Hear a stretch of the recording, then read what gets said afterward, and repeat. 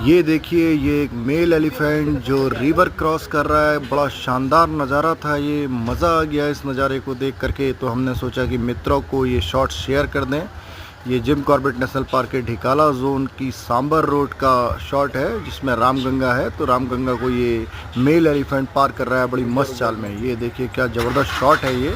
तो अगर आपको ये शॉट्स पसंद आए तो आप मेरे चैनल को सब्सक्राइब करें, वीडियो को लाइक करें, शेयर करें, ताकि मुझे मोटिवेशन मिल पाए। मैं इसी तरह के शॉट्स आपके लिए लाता रहता हूं, ताकि आप कॉर्बेट पार्क का मज़ा घर बैठे ही ले पाएँ। थैंक